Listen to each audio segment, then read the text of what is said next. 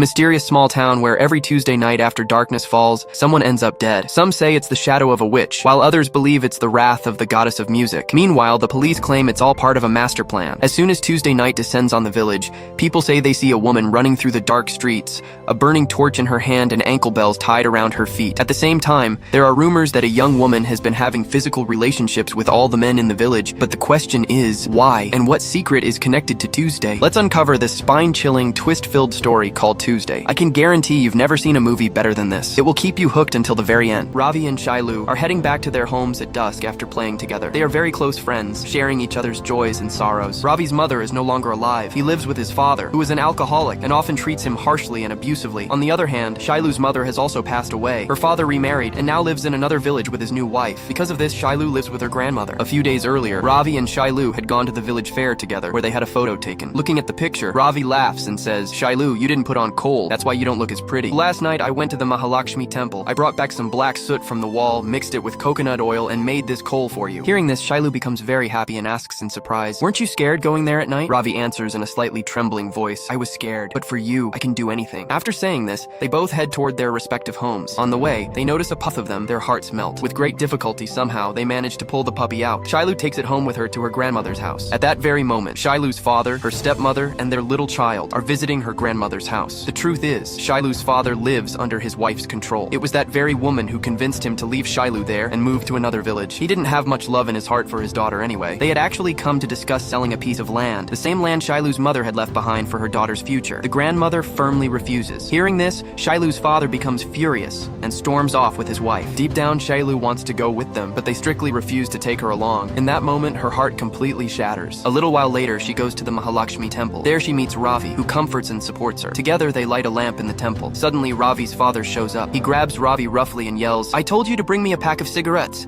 Why haven't you brought it yet?" Ravi lowers his head and quietly leaves. Now Shailu is standing alone in the temple. Ravi's father looks at her strangely and asks, "Shailu dear, why haven't you come to our house for the past 2 days?" At that moment, we realize his intentions toward Shailu are not pure. He has had his eyes on her for a long time. The next day, Shailu gets her first period. Her grandmother panics and calls Shailu's father. "Your daughter has grown up now. I don't know what to do." On the other end, he responds coldly, "I don't have time. You handle it." Moves forward, and we are shown the world 10 years later. Now 2 new characters enter the story, Kasharaj and Bolly. Bolly could not see with his eyes. Kasharaj stops his vehicle and says in surprise, "Why is there such a crowd gathered in front of my mill?" As soon as he looks toward the wall, he is stunned. Written in large letters on the mill wall are the words, "Carpenter Shiva and the milkman's wife, Unadi, are having an illicit affair. The villagers are requested to try to understand their love." Just then, the milkman steps forward from within the crowd, a man who cannot read or write. Shocked and confused, he asks everyone, "Brothers, what happened?" Kasharaj tells him bluntly, "Your wife was having an affair with someone else. It's all written on the wall." Hearing this, the milkman's blood boils. Driven mad with rage, he runs toward his house with the intention of killing his wife, but on the way, he learns that both his wife and the carpenter have already been murdered by someone else. On one side, the carpenter's wife is crying uncontrollably. On the other, the milkman is clinging to his wife's body, wailing in grief. Neither of them can understand how all of this happened in a single night. At that moment, a new Christian woman arrives at the scene. Her name is Maya. She looks at both bodies and firmly says, "These two will need post-mortems." Hearing this,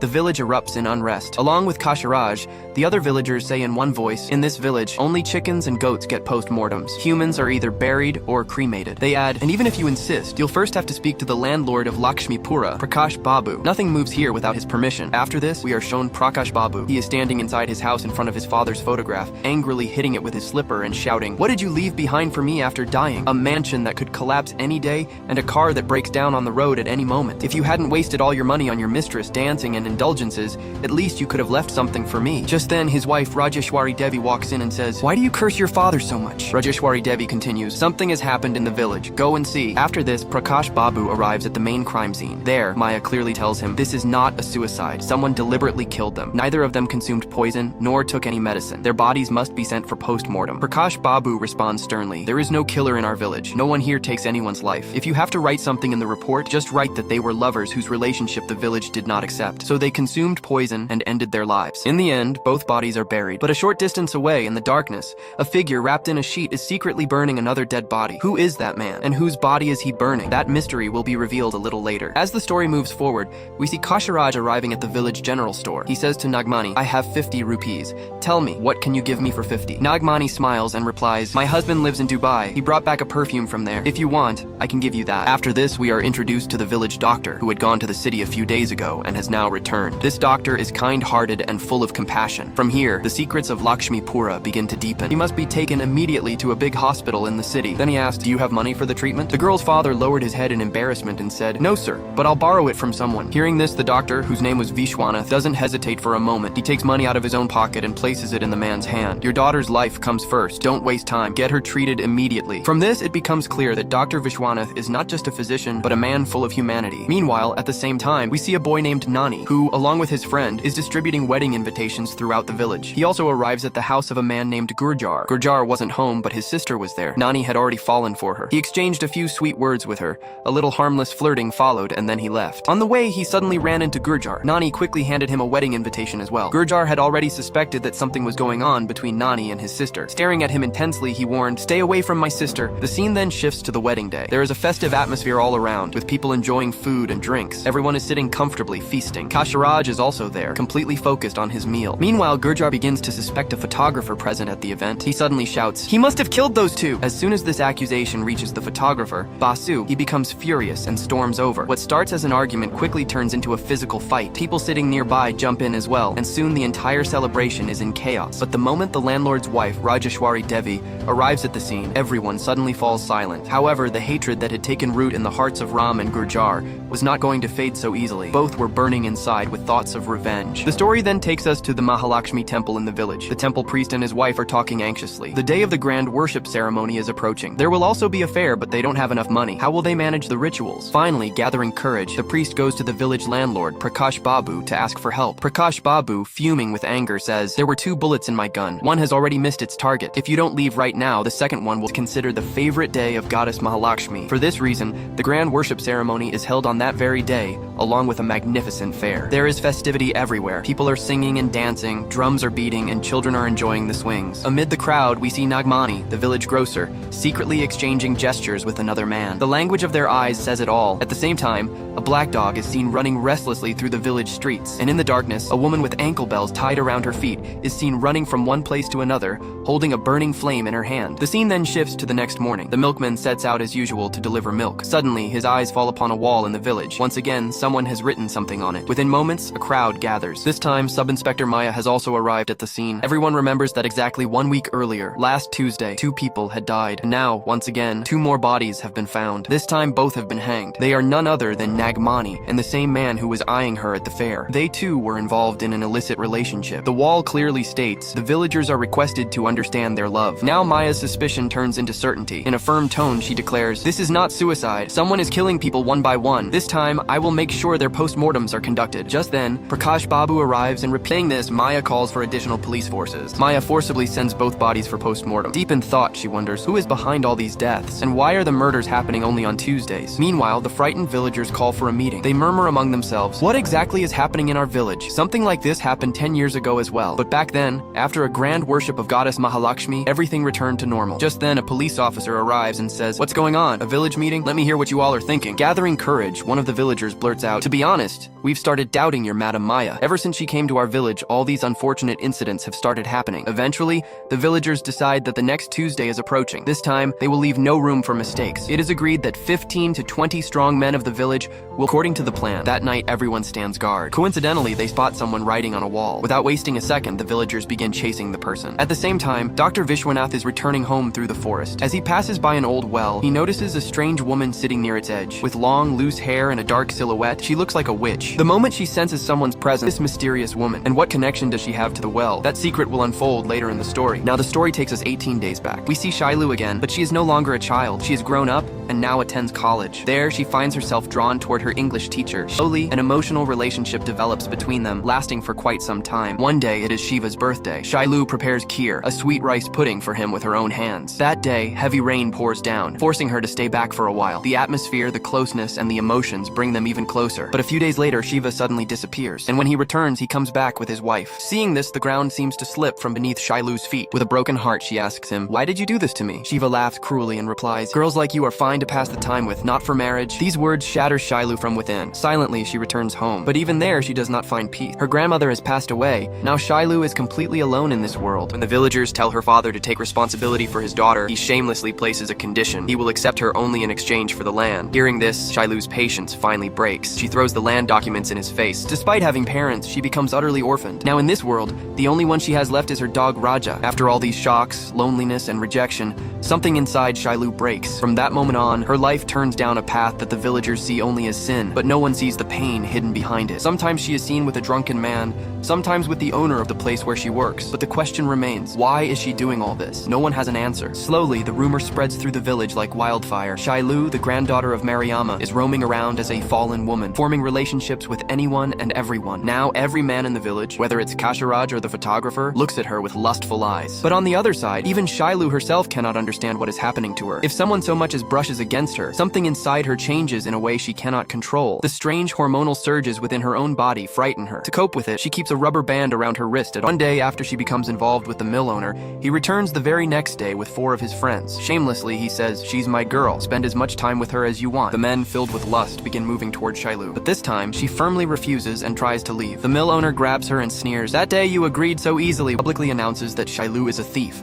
that she stole 1 lakh rupees from him and ran away. This accusation breaks her from within. She's completely shattered now. Thoughts of suicide begin to enter her mind, but she does not have the courage to take her own life. At night, when that same restlessness rises inside her again, she sometimes calls a neighbor and says in a broken voice, "Kill me. Because of this desire, my name has been ruined throughout the village." Now she has no job left, no support. She has even dropped out of college. She is left with nothing. She kept wandering from place to place. One day, 7 or 8 men set their eyes on her. They approached her with bad intentions and chased after her, but Shilu somehow managed to escape with her life. By now, the news had reached Prakash Babu as well, that the village girl Shilu, whom people had started calling Shailaja, would get close to anyone she came across on the road. But Prakash Babu said in a cold yet venomous tone, "Drag her in front of me." Meanwhile, Shilu was getting ready for something important. What that was would be revealed a little later. Just then, some men from the village showed up and said, "Prakash Babu has called for you." They grabbed Shilu by the hair and dragged her in front of Prakash Babu. The moment she arrived, Prakash Babu said, "Shailaja, do you know why you've been brought here? You've poisoned the atmosphere of this entire village. You spend nights with anyone and everyone. If this keeps up, the lives of the women in this village will be ruined. You should be thrown out of this village." And that was all it took. Within moments, the villagers descended on her like a mob. Some hurled insults, some raised their hands. She was beaten, humiliated, and ultimately dragged to the edge of the village and thrown out beyond its borders. So much disgrace, so much shame, and so much loneliness, Shilu could not bear it. And in that broken moment, she ended her life. The scene now shifts back to the present. Inspector Maya had received the post-mortem report. She was now completely certain who was behind all of this. Back in the village, it was Tuesday again, a day of worship. Drums were beating, people were dancing, and liquor was flowing freely. Everyone had also decided that something was bound to happen that night, so they all needed to stay alert. Guards were posted everywhere, and people began patrolling the lanes. Then, that same dog appeared again, and that same woman, torch in hand, anklet bells tied to her feet, came running through the darkness. The moment people heard the jingling of the anklets,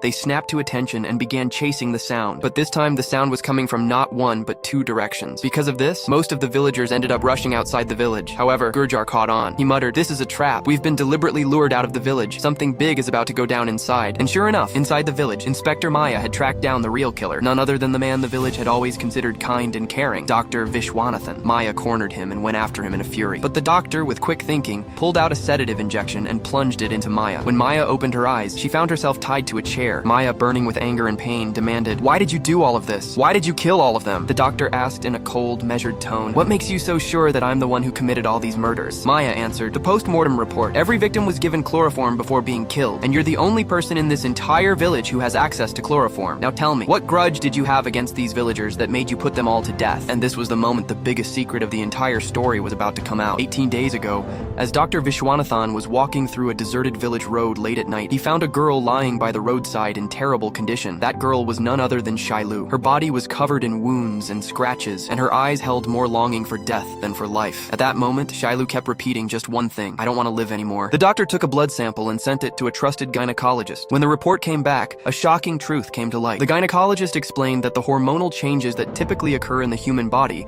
had surged far beyond normal levels in Shilu. In other words, the physical responses linked to attraction were several times more intense in her than in an average person. Because of this, the restlessness inside her had spiraled completely out of her control. The doctor was given medications to help bring the hormonal imbalance under some control. But the gynecologist made one thing clear: until her mental state improves, this girl will not be able to hold herself together. It was at this point point that Dr. Vishwanathan made a profound decision. He took Shailu in, not merely as a patient, but as his own daughter. He looked after her completely, gave her medications, and did everything he could to pull her out of her broken state. Meanwhile, that very same night, on the other side of the village, where the second set of sounds had come from, the photographer arrived. Suddenly, a man wearing the mask of goddess Mahalakshmi launched an attack on him. A fierce struggle broke out between the two. The terrified photographer screamed, "Who the hell are you? Why are you killing people?" At that, the masked man slowly removed his mask and said quietly, "I am Ravi." And with those words, he drove a trident through the photographer, killing him. The story now flashes back 18 days. It turned out the doctor had already found Ravi. He was alive, and he wanted to marry Shailu. Ravi then shared his heartbreaking story. 10 years ago, when Shailu came to meet me, my father had wrong intentions toward her. After that day, I could never look Shailu in the eyes again. First, I killed my own father. Then, I set our house on fire. My face got burned in that same fire. With a face this disfigured, I couldn't bring myself to stand before Shailu. I couldn't find the courage to stand before her. And that is where the stories of revenge,